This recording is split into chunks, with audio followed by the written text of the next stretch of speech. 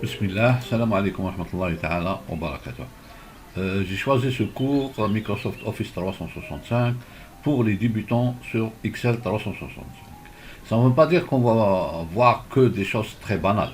Non, on va commencer avec des bases très solides. Dès le premier instant où vous avez Excel, on commence à partir de là et au fur et à mesure, on va avancer d'un petit pas, mais ça sera un pas très sûr et très attentif et vous allez apprendre à maîtriser Excel en plusieurs parties. On ne peut pas faire ça sur une seule vidéo, mais ça sera des vidéos et des vidéos et des vidéos.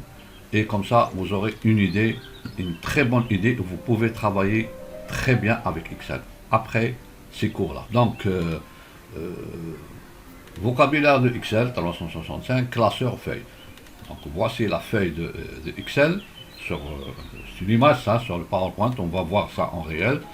C'est une photo très très très riche. Bon, moi je choisis toujours l'écran noir, mais vous pouvez changer l'écran noir, c'est pas méchant. Moi je choisis toujours l'écran noir parce que on dit que c'est mieux pour les yeux, parce que je travaille trop sur micro. Ça c'est un. Deux, on remarque qu'elle est très très riche en fonctions, en icônes, en groupe, en menu du roulant. Et donc, on va voir tout ça, mais on va aller doucement. Donc, on passe directement à Excel, et comme ça, vous aurez une idée. Avant de passer à Excel, on va expliquer une toute petite chose, et on commencera sur Excel. Excel, il est constitué, c'est pas comme Word ou comme PowerPoint, des feuilles. Les feuilles de Excel sont constituées en cellules. C'est quoi une cellule? Une cellule, elle est précisée par son nom, c'est-à-dire le nom de la cellule commence par la colonne et la ligne. Par exemple, B5, ça c'est une cellule. Elle est indépendante de toutes les autres cellules. Dans une cellule, voilà, par exemple, c'est la cellule B3. Cette cellule B3, elle est indépendante de toutes les autres, mais elle est en relation en même temps. Elle peut faire les calculs, on peut faire le format, on peut changer tout. C'est ça la cellule. La cellule doit être nommée par la colonne et la ligne. B3. La ligne, elle est en 3. Et la colonne, elle est en B. On pourra par la suite la nommer ici. On lui donne par exemple un nom. On lui donne par exemple le prix d'achat. Et on va appeler cette cellule prix d'achat. À chaque fois qu'on fait une multiplication ou une soustraction, ce sera prix d'achat moins vente ou moins pourcentage ou qu'est-ce qu'on veut. Donc dans une cellule, on peut trouver un résultat, c'est-à-dire 115,80 € au dinar, il n'y a pas de problème. On pourra trouver dans une cellule une formule. C'est quoi? C'est-à-dire cette cellule qui est appelée F32 ou F15, on peut trouver qu'il y a une cellule B2 multipliée par A3. Donc on trouve une formule. On peut trouver aussi un style. Tout ça dans la même cellule, c'est-à-dire on trouve un résultat, derrière il y a une formule, derrière cette formule on peut trouver un style, c'est quoi? Dinar, pourcentage, milliers, on sépare les milliers, c'est le style. Et on va voir ça exactement dans Excel. Donc voici Excel, comme il se présente. Nous avons une barre d'outils, par exemple accueil, insérer, mise en page, formule, données. Données, ça c'est pour les bases de données. Révision, c'est pour l'orthographe et tout. Affichage, c'est pour afficher à l'écran. On va voir tout ça. Développement, ça c'est pour les macros, pour enregistrer des macros et tout. Et Power Pivot. Power Pivot, vraiment, c'est aller très loin au-delà de Excel. Parce que Excel, il est là, il travaille jusqu'à 1 million de lignes. Au-delà de 1 million de lignes, il ne peut pas aller plus loin. Donc si vous voulez aller au-delà de 1 million de lignes, vous avez 6 millions, 10 millions, alors il faut travailler avec Power Pivot. Donc accueil. Donc là, on remarque que la souris, elle change de forme. Pourquoi elle change de forme? Là où elle est, elle a une fonction. Là où elle est, elle a une fonction. Par exemple, ici, quand on la met ici, après on va faire un zoom. Donc on voit qu'il y a un trait comme ça, il y a une flèche à gauche et à droite. Ça veut dire qu'on peut changer la largeur de la cellule. En horizontal, c'est le contraire, haut et bas. On peut changer le format de la ligne tout entière. C'est par exemple, il y a des outils très très importants dans le Excel afin de vous aider à travailler mieux. Par exemple, vous mettez 1 et vous mettez 2 et vous voulez faire un compteur. Il suffit de sélectionner les deux comme ça, et là où il y a le plus, la souris a changé, on fait comme ça. Donc on allait par exemple jusqu'à 20, jusqu'à 30, on arrête à 30, il va vous faire un pas de 1. 1, 2, 3, 4, 5, 6. Si on veut un pas de 3, de 2, par exemple 1, 3, 5, ainsi de suite, c'est la même chose, il va faire ça. Donc tout ça, ça va vous aider à travailler. Il y a par exemple, je veux faire les jours de la semaine, je commence par mardi par exemple, mardi, et je veux mardi, mercredi, jeudi, vendredi, samedi, donc c'est à lui de faire. Donc il peut le faire comme ça, comme il peut en vertical, comme il peut le faire en horizontal. Donc, mai aussi, les mois, voilà, il peut faire aussi mai, juin, juillet, août, par exemple. Et il peut aussi les faire comme ça. Donc tout ça, c'est des outils de travail. Quand on a besoin, on fait appel. Par exemple, s'il y a une formule ici, par exemple, cette cellule est égale à la cellule B que multiplié par la cellule C. Voilà, est égal à 0, c'est normal, parce qu'il n'y a rien en C. Voilà, là, on a le résultat. Supposons que ici, on a aussi un résultat. Donc, si on veut copier cette formule, on fait comme ça. Et lui, il va calculer ça multiplié par ça, ça multiplié par ça, ça. C'est-à-dire, à chaque fois qu'on passe une autre cellule, il va changer, lui, la référence de l'autre cellule. C'est-à-dire B multiplié par C. Mais il est en B6, il va changer B7, B8, B9, ainsi de suite. Donc tout ça va vous faciliter la tâche. Les calculs dans Excel commencent d'une certaine logique, qu'il faut la suivre. Il ne faut pas travailler comme ça. Donc on va effacer tout ça. On va vous montrer comment Excel calcule. Donc on va mettre tout ça avec une couleur bien précise. Supposons on choisit cette couleur. Donc couleur, comment Excel calcule. De préférence, quand on fait un calcul ici, Excel calcule comme ça. Il descend. Par exemple, nous avons une cellule ici 25 et nous avons une cellule ici 33.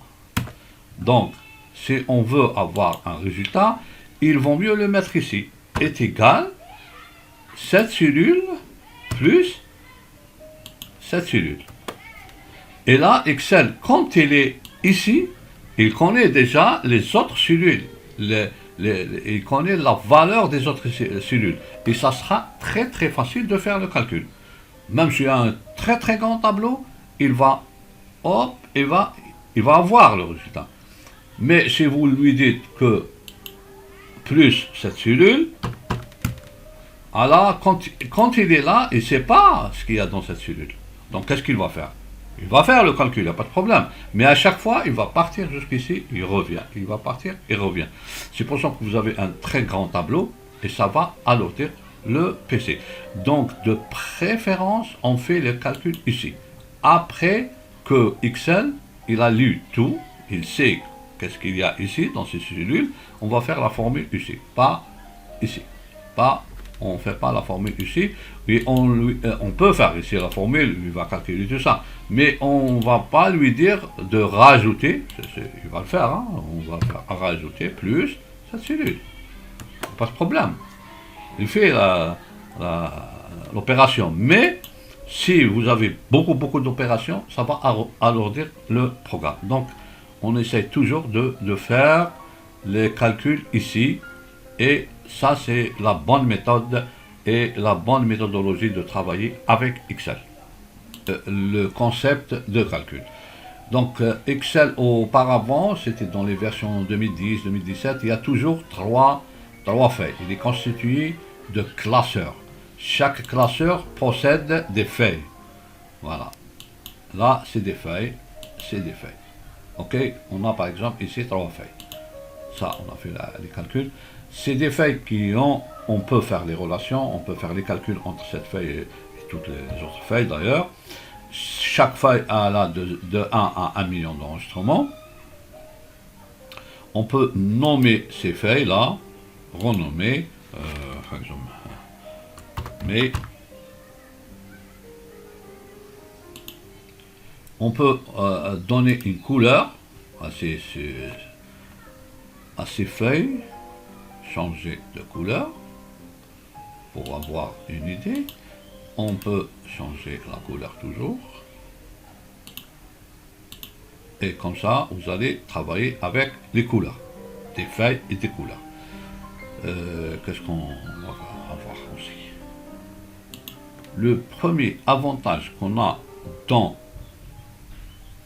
de 365, c'est l'enregistrement. C'est très important quand on fait comme ça, fichier. Ça, il faut la noter. Quand on fait fichier, enregistrer le fichier. Supposons que je vais l'enregistrer sur OneDrive. J'ai un compte sur OneDrive. Je lui dis enregistrer sur OneDrive. Je donne le nom, classeur Excel par exemple. Je donne le nom. OK. Et je mets enregistrer. Toutes mes vidéos, non? Excel. Test. Pour 0. OK, je mets enregistrer. Donc si je reviens, si je reviens à Excel, je vais trouver cette icône-là. Là où il y a la disquette, c'est-à-dire enregistrer. CTRL S. Enregistrer ce document, l'interface mise à jour, effectua par d'autres auteurs. Ça, c'est automatiquement dans Office 365. Si vous écrivez ça, il est enregistré. C'est automatique. Dès qu'on fait quelque chose, il est enregistré. Pourquoi? Parce qu'il est sur le OneDrive. S'il y a une coupure de Internet, et à chaque fois, il enregistre. S'il y a une coupure, c'est normal, il va vous dire qu'il y a une coupure dedans. Mais à chaque fois, il enregistre. C'est pas la peine de faire l'option enregistrer chaque 3 minutes ou chaque 2 minutes. Donc, il le fait automatique. Ça, c'est ce qu'il y a de nouveau dans Office 365, ce qui est merveilleux d'ailleurs. Je vais vous apprendre quelques raccourcis très importants. Si on veut supprimer une colonne, il suffit de se pointer ici. Et donc, dès qu'on se pointe ici, on remarque que la souris a changé. Ça, c'est le plus. Ici, il y a la flèche en bas. Donc, on sélectionne. Et comme ça, on peut aller jusqu'à supprimer colonne. Voilà. On va voir, supprimer colonne. Moi, je n'utilise pas ça. Je clique, je suis sûr, je mets CTRL, moins, pavé numérique. Et c'est OK. Je veux supprimer cette ligne, je fais CTRL, moins. Je veux rajouter, c'est la même chose. Là, après 33, je veux rajouter une ligne, par exemple, ou après, avant Avant 83, je veux rajouter une ligne. Il suffit de sélectionner et de mettre CTRL plus. Je vais rajouter. Je veux rajouter une colonne, CTRL plus. C'est tout. C'est très rapide. Au lieu d'aller à la souris, vous allez perdre 3 à 4 secondes.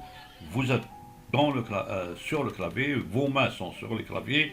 CTRL plus, CTRL moins. Ajouter et supprimer une colonne ou une ligne. Il suffit de la sélectionner auparavant, bien sûr. On sélectionne et on met CTRL moins pour supprimer. CTRL moins pour supprimer. Ça, c'est impérativement, c'est des outils de travail qu'on a besoin toujours.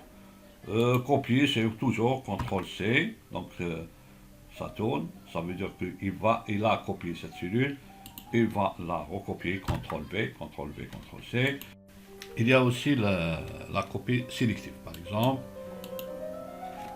J'appuie sur CTRL et je sélectionne. Je sélectionne tout ça, j'appuie sur CTRL et là, je vais écrire sur la première cellule, qu'elle est là, c'est cette cellule, qu'elle est transparente, par exemple, 25. Et je veux que ce 25 sera transporté partout. J'appuie sur CTRL et je mets Entrée. C'est ça, la copie sélective. Je pourrais faire ça en horizontal. Je vais écrire sur la première cellule, toujours, 256. J'appuie sur CTRL, Entrée, et j'ai tout ça. Je peux même faire ça dans un carré.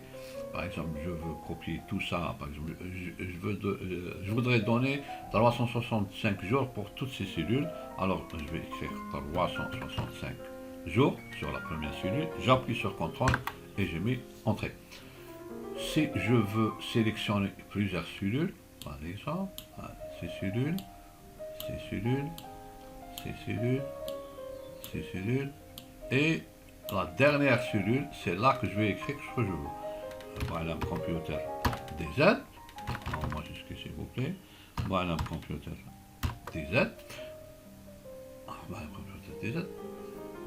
Voilà, computer DZ, ça manque le Z, c'est ça. Je veux copier tout ça partout. Là où j'ai mis auparavant, j'appuie sur CTRL et je mets copier. Et j'aurai tous les copies. Donc c'est ça la copie sélective. C'est très important. C'est un outil de travail. Vous aurez besoin, quand vous allez travailler beaucoup, et au lieu de faire un corvée, au lieu d'écrire à chaque fois, on va faire la copie sélective. Auparavant, Excel gère les classeurs différemment. Ça, c'est un classeur. Il a 4 feuilles. Si vous avez par exemple un autre classeur, vous pouvez le ramener ici sur la même interface. Actuellement, si vous avez un autre classeur, donc on va faire affichage et on veut avoir l'autre classeur, voilà. Elle est là, l'autre classeur. Il ne va pas venir ici comme auparavant, mais il est là. C'est ça l'autre classeur. Et vous pouvez faire des relations entre ces deux classeurs, faire des calculs, faire ce que vous voulez. Ça, c'est le premier classeur. Il a mai, par exemple, mai, juin, juillet, août. Et l'autre, vous allez faire à la fin de juillet, mai, juin, juillet. À la fin de juillet, vous allez faire le bilan des 3 mois ou des 4 mois. Donc, je vais faire ici le calcul. Et la récap, je vais la faire sur l'autre classeur, qu'on n'a pas nommé encore. Et là, je vais faire. Et vous pouvez faire les relations entre les classeurs et les feuilles. Par exemple, si vous avez un calcul ici, par exemple 25, et sur la feuille 2, vous avez un autre calcul. Il suffit ici, j'ai un résultat. Je veux ramener tous ces résultats. Je mets égal, tout simplement. Je vais partir à la première. Je lui dis cette valeur, plus la valeur qui est en 2, plus la valeur qui est en feuille 3. Je lui dis plus.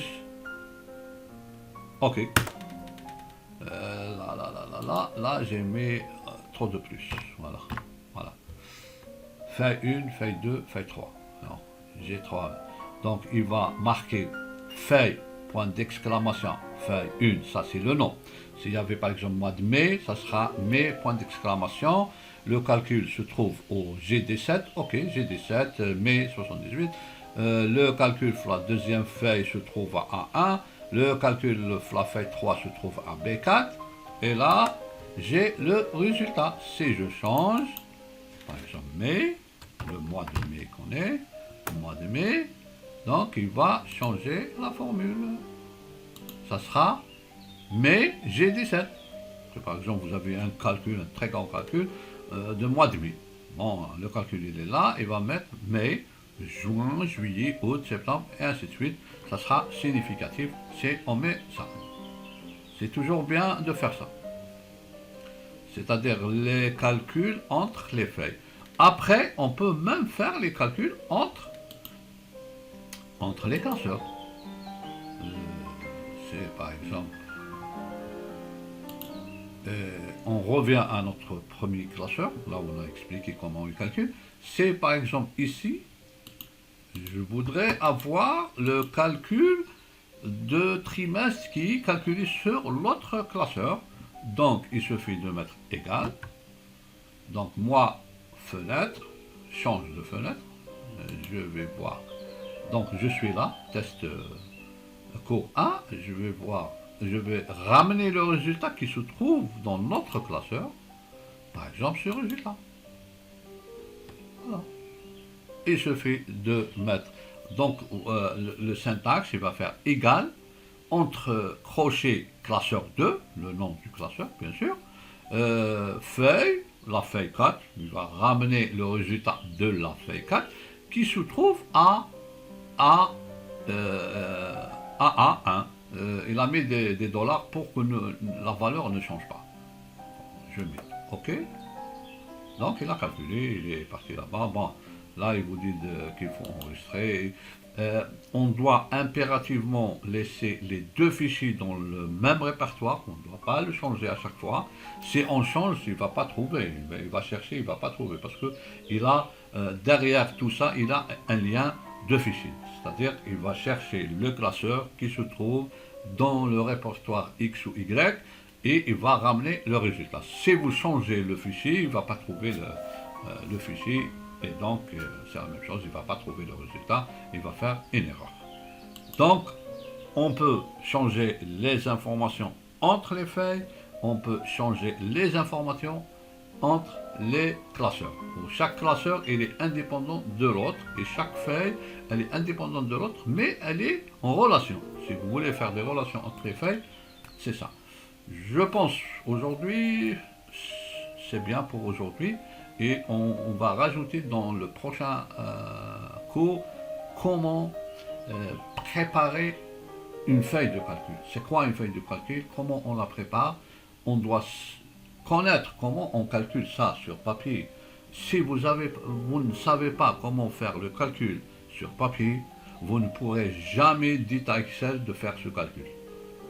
Si vous-même, vous ne savez pas comment le faire calculer. Donc, généralement, on commence par un gabarit, on fait la maquette, on fait le calcul, on sait comment faire le calcul, bien sûr.